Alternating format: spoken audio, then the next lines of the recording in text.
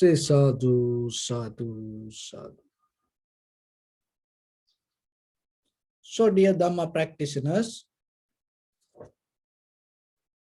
as all of you know, all over the world, people nowadays, more than any other time, they keep thinking about their physical health.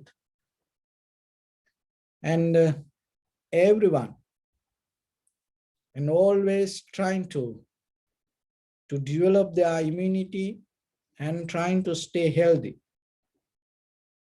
to prevent from virus. But at the same time, if you look very carefully, and according to the Buddha's teaching, this becoming itself, dying, decay, and becoming itself is kind of like a disease, like a virus. So according to the Buddha's teaching, it's nothing wrong that you gain the comfort with this conventional health, conventional life. But your purpose should be to find the total liberation and the health mean, and according to the Vipassana knowledge, the health mean get out of this samsaric journey. Otherwise, it is kind of like a disease. And this disease, and we don't know, and in very next moment, where it trying to take us.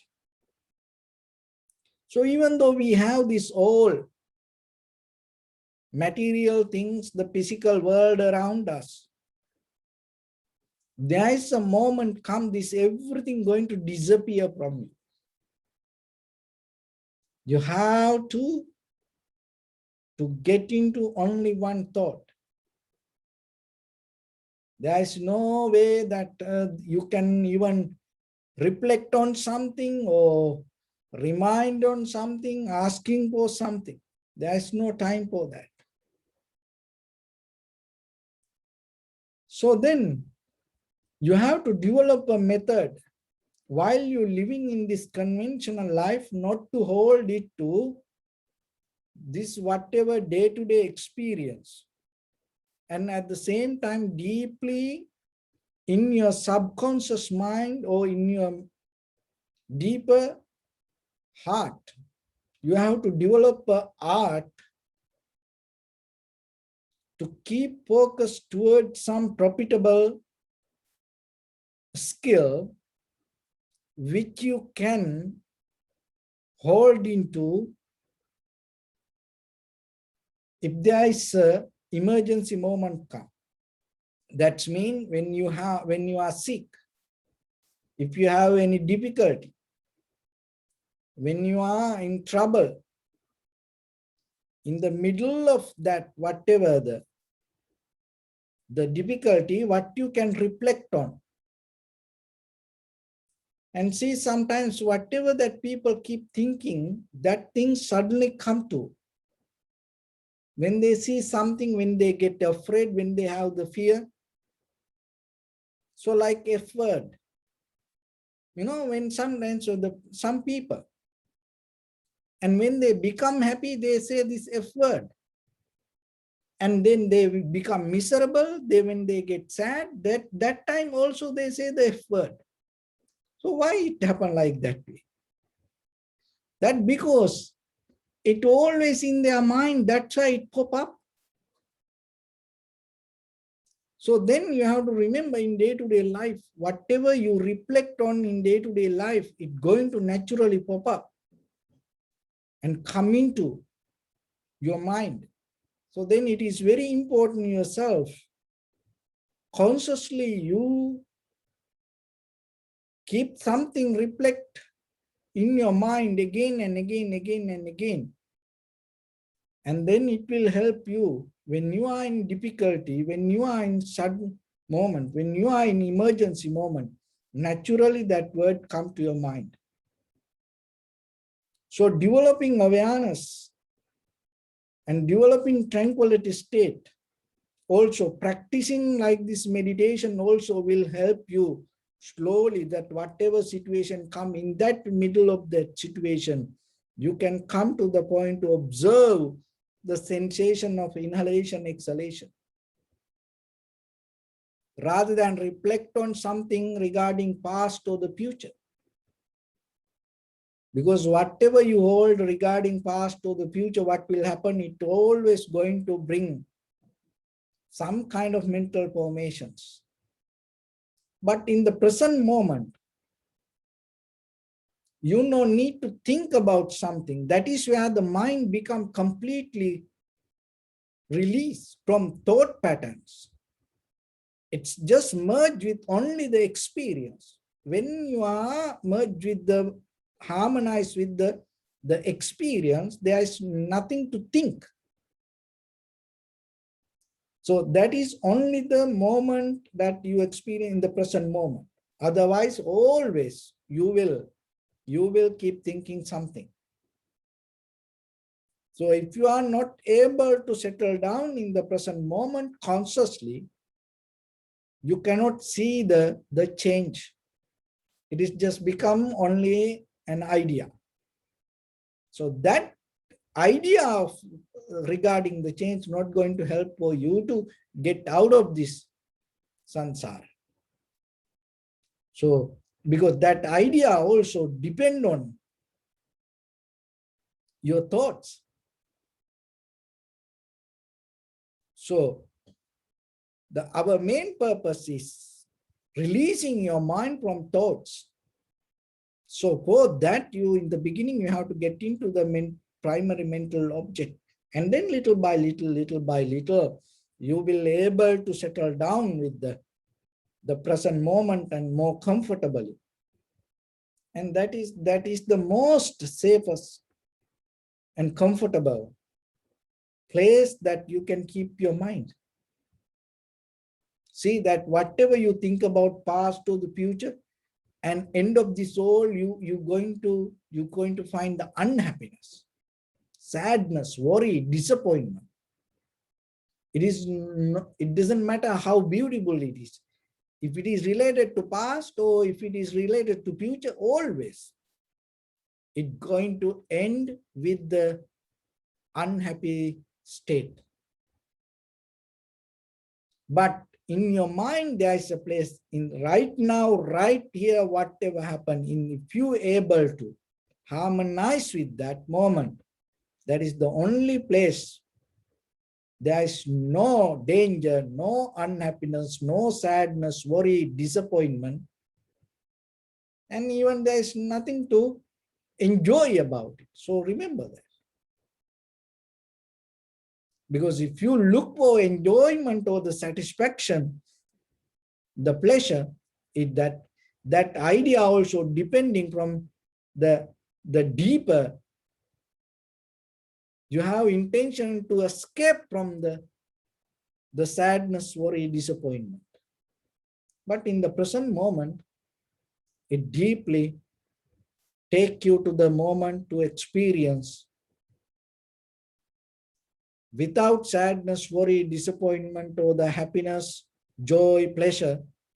You come to only the moment of experience. So then develop that skill in you, because one day it will help for you. Because there is a moment come, this everything disappear, no one can help for you in that very moment. If you are able to reflect on the present moment of experience and recognize the change, and as a human being, that is the highest level that you can experience in this human life. Because that is the reality. That is why. It is not an illusion. It is not an imagination. That is the really happening not only in you, in this entire universe.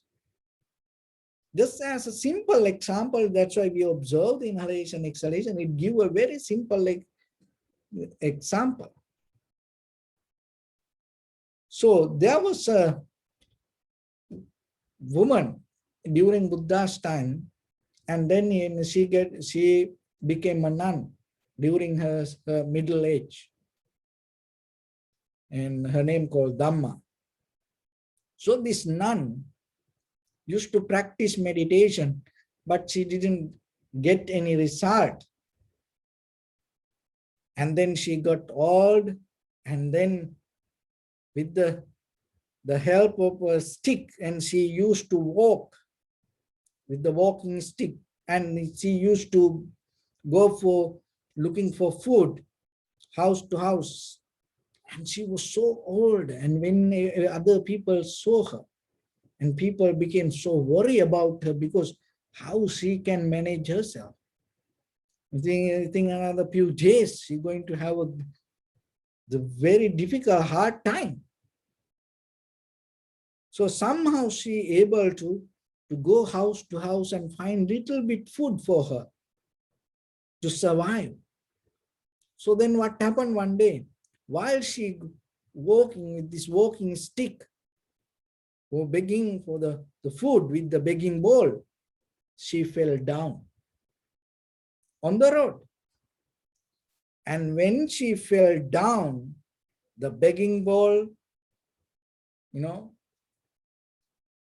and leave her hand, and the walking stick separate from her hand, and then her own body collapsed, and she fell down. In that very moment,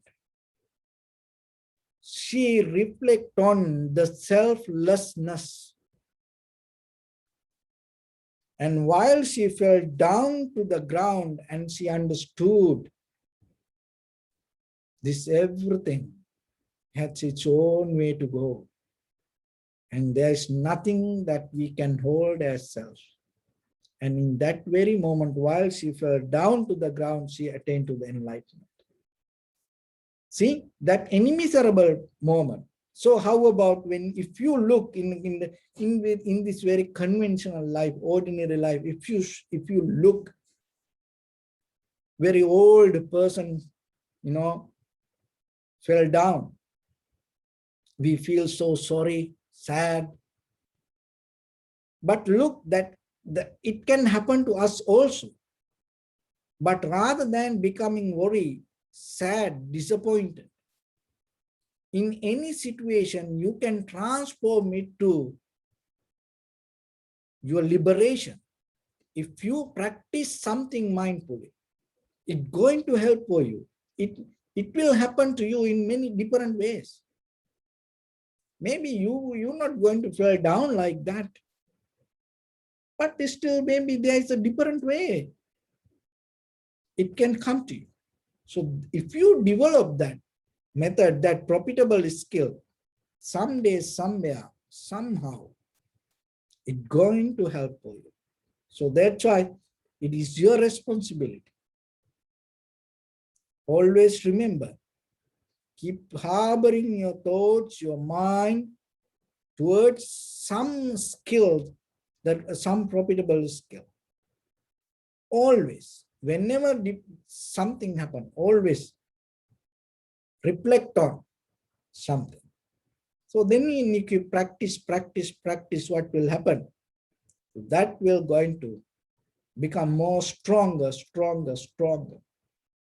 And that will bring the clarity to you. And that clarity will help you to uplift your awareness from this conventional grasping, holding nature. So it is why that we have to have some kind of a strong practice, because our mind rooted with the certain mental qualities, volitional states, and you don't see. we all in this conventional life as ordinary people experience this life because we rooted with something.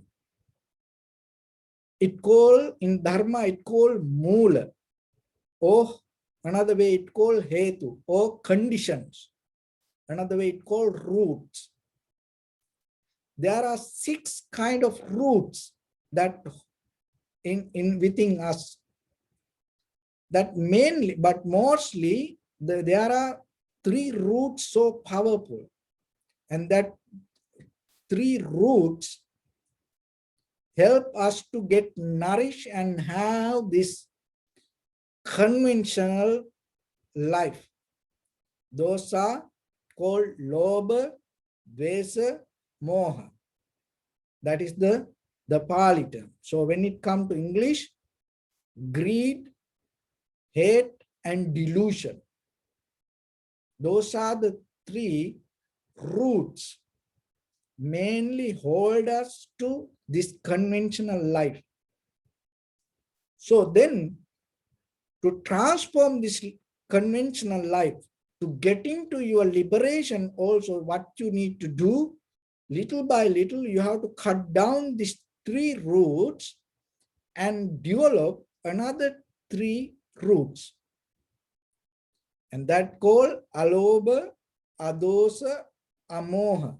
So that's mean it's kind of like you uprooting the greed, hatred, and the delusion, and then you allow rooted to be greedlessness and hatelessness, undeludedness. So when you able to develop that 3 parts, then what will happen anymore when you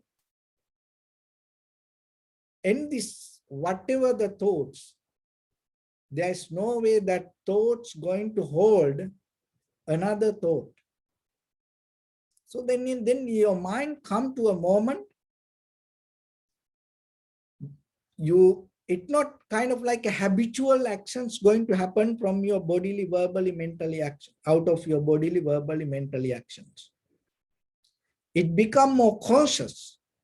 So then each and every bodily, verbally, mentally action, you perform consciously. So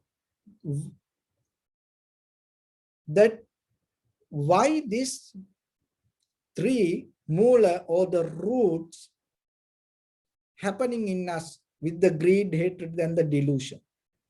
So there's nothing wrong with your eye, nothing wrong with your mind, nothing wrong with your world.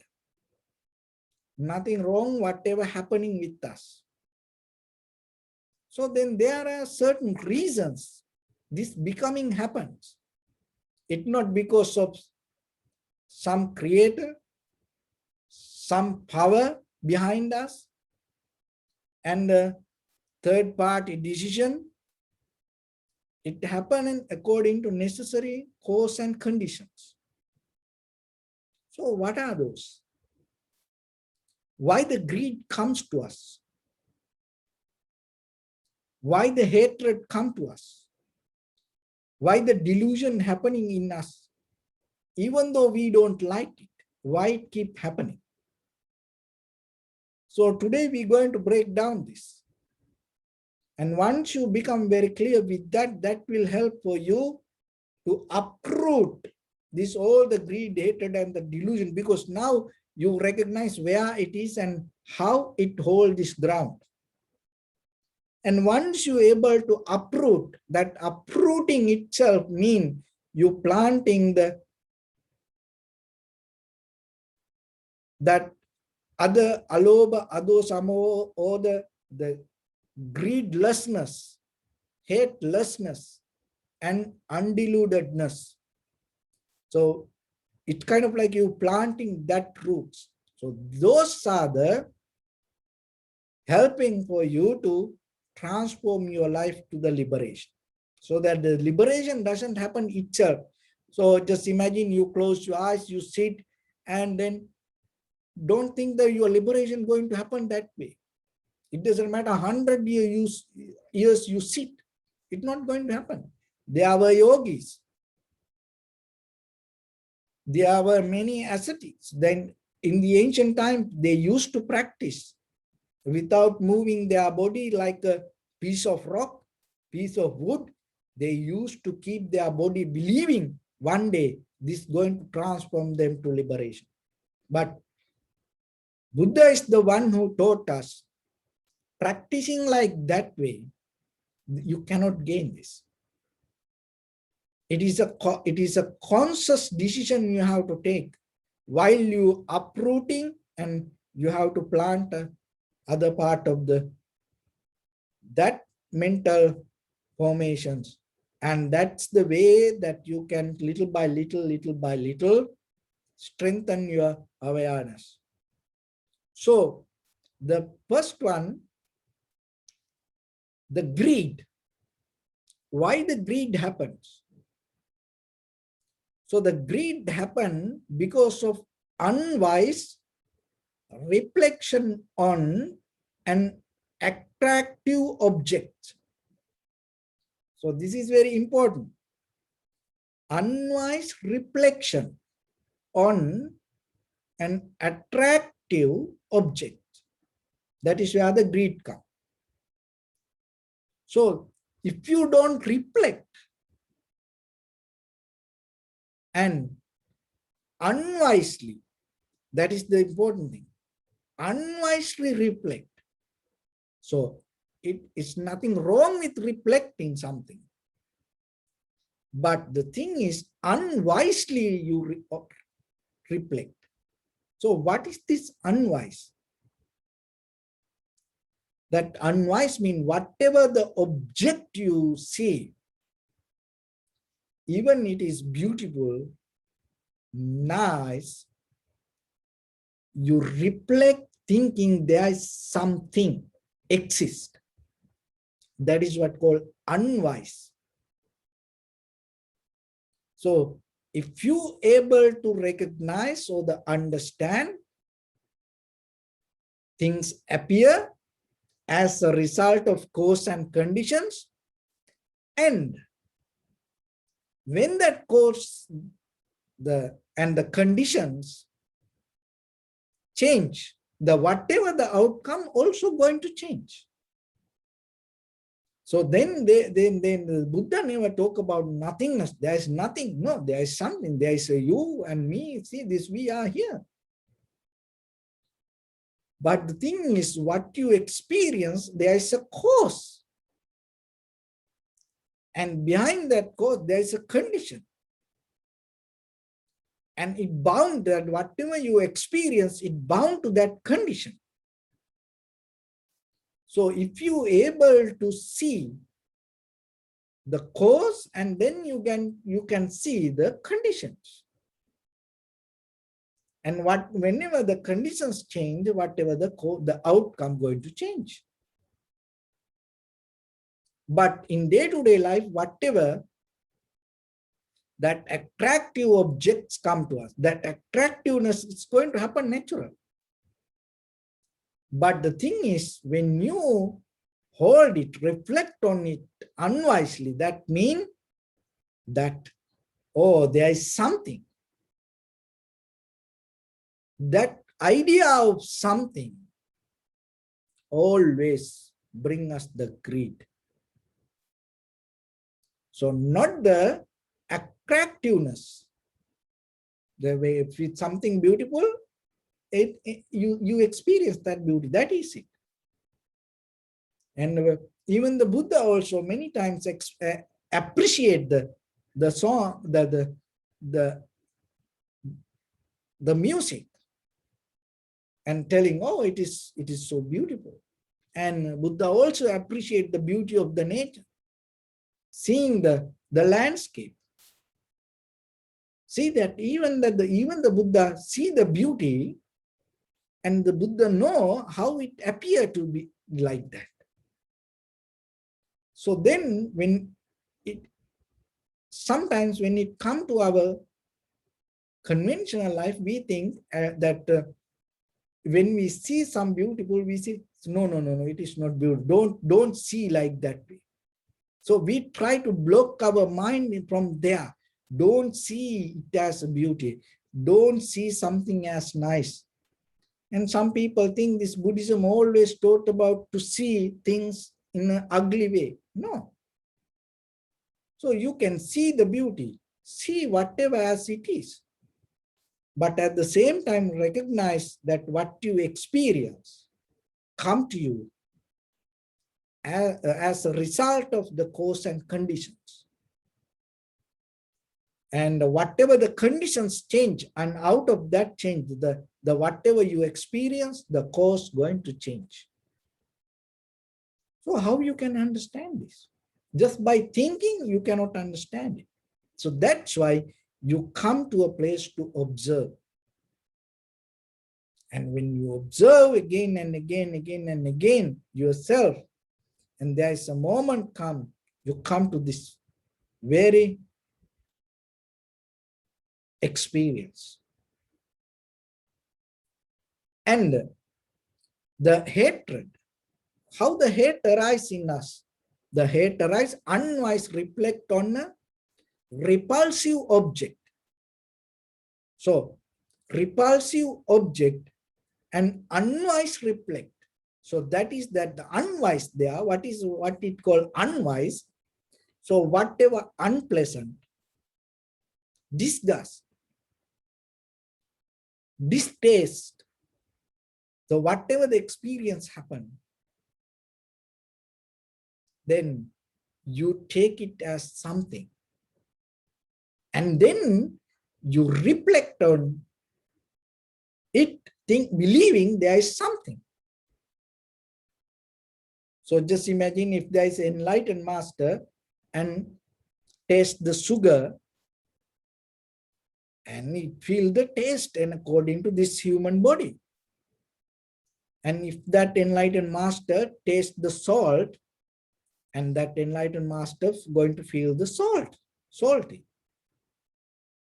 And when you attain to enlightenment, that feeling is not going to change. Then that's mean your entire this physical reaction going to change. It is not like that.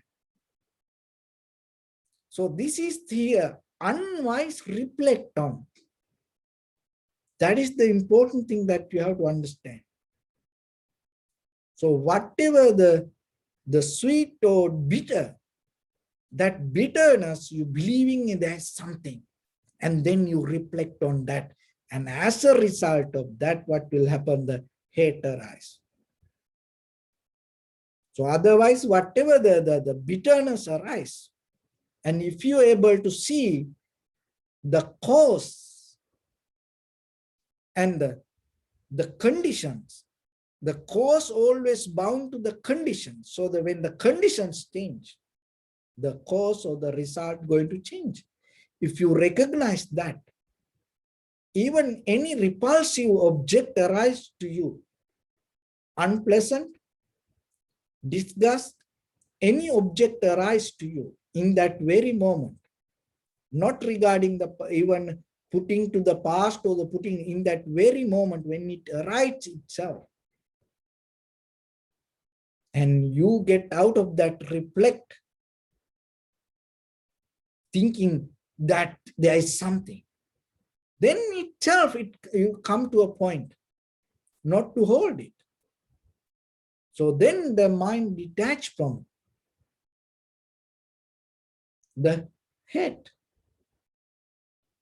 So then the unwise reflection, from where it comes, because we don't see the cause and conditions, causality.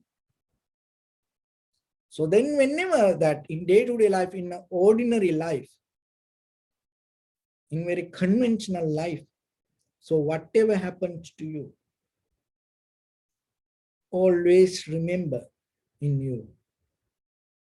Rather than fighting with the result, rather than going with the result, so rather than going with the feelings, rather than going with the outcome,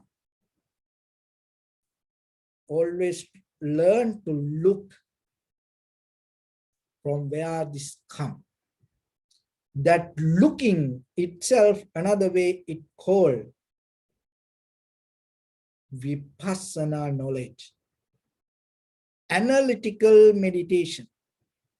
So you develop an analytical mind, and in the very moment when you look from where this comes, your mind get out of the holding the outcome. When something happens, in that very moment, if you have the intention to look from where this comes, in that very moment, your mind becomes free from the very result. So when you are free from the result of whatever the action, why? Because your mind looking for the from where this comes. When your mind becomes free from the result, there is no way it's going to clinging or go behind the result. So that is where like, dislike going to become free from your mind. Still you will experience, but not bound to the any end of the one side of the like or dislike. And the delusion, from where the delusion comes. So the delusion arises when you have the self-centered mind. This is me. I experience this. So the greed come, unwise reflect on an attractive object. That unwise mean there is something. And the hate arise, unwise reflect on repulsive object and believing there is something. And the delusion come when you experience anything with there is somebody. That means I experience this. So that's why through the meditation, when you observe, and we always mention the subject and the object, the both depend on according to its own experience, and the condition of your mind come out of the perception, and at the same time the perception can change according to the condition of the mind. Understand it very carefully. According to the perception that you perceive, the perceiver or the experiencer going to come, and that's where your awareness arises. And at the same time, according to the condition of the perceiver or your mind or your awareness, whatever you perceive can change. So that is why this observer and what we observe, it is very difficult to understand. That's why we always dividing. When we divide things, when we have the dualistic mind to compare, it is very easy for us. But when we recognize this all come as a result of one thing, that is a kind of like make us crazy, So you are a listener, and here I talk, and then at the same time, if you are not there, I'm not here. If I'm not here, you are not there. But at the same time, we think, oh, this monk keep talking, I'm listening. Of course. But at the same time, if somebody come to a kind of like a bird eye view, or maybe, from the space center and watching this both of us, you will see the both of us from this end to that end. there is no separation. So then that simile, can you expand to the entire world and to entire universe? So we feel darkness here and somebody feel daytime. And if somebody from far away from this earth, if they look, that darkness and the daylight is coming from the same sun. So like that, this all, everything around this, and you and me, and here having this session, and at the same time other people doing certain things. And how about if you're able to expand your awareness and the consciousness to recognize this everything happening as a part of one causality. Then you come to a point to understand beyond this conventional self-centered mind. So that uprooting these three volitions, or the mental formations, mental states itself, giving you freedom to the liberation. So then remember yourself. In Buddha's teaching, there's nothing, it's called resist, go away from, cut down, stay away. It's kind of course, in the certain basic teachings, it talk in a certain level, like precepts, discipline, and in the beginning, whoever beginner to practice, this all conventional. But when it comes to the deeper level of the root, that all happening according to the very behavior of our volitional state and or the thinking mind. So then in mind, whatever we hold as believing there is something, it's going to take us there. So that doesn't mean, oh, then forget about, and then you come to a point, oh, then close your eyes and think there is nothing. So that way, it not allow us to get out of this. Why? Because so far we came in this journey, holding and believing there is something. So even you just close your eyes and thinking, just thinking yourself there is nothing, that's not going to allow you to get out of it. Just imagine when a newly born baby, within 1 hour, if that baby died, still that baby going to born again.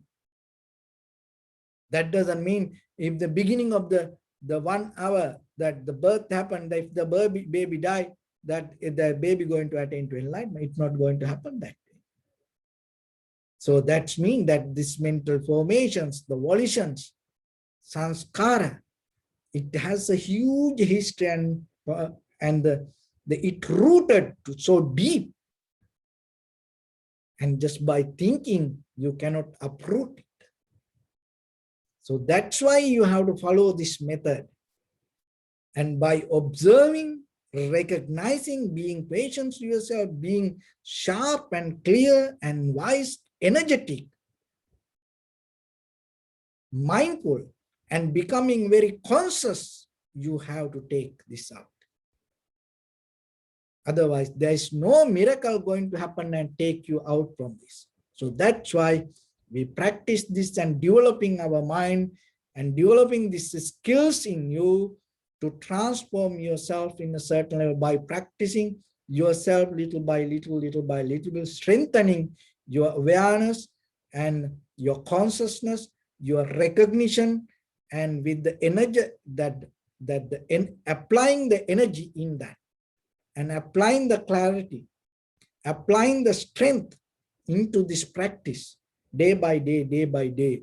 When you develop this path and there is a moment come, you're going to fulfill your journey. So it's like when the farmer go and put the seed, very next day, he cannot get the harvest. So, but he keep watering, protecting it, and soil and putting the necessary soil and take care it in a certain level. The tree itself going to give the harvest. So same like just pushing yourself, asking yourself, and praying yourself, you cannot get it. Only thing is water your heart. Water your heart. Keep practice. Keep practice. In a certain level, the transformation going to happen. So with that, I bless upon everyone. With this good practice, may all of you be well, happy, and peaceful. May no harm come to you. May no difficulties come to you. May no problems come to you. May you also have the patience, courage, understanding, and determination to meet and overcome inevitable difficulties in your life. During this time period, may everyone stay healthy and safe. And finally, may all of you attain supreme bliss of Nibbana. Sabbityo vajjantu sabbarogo vinasatu mate bhavatantarayo sukhi digayuto bhavat.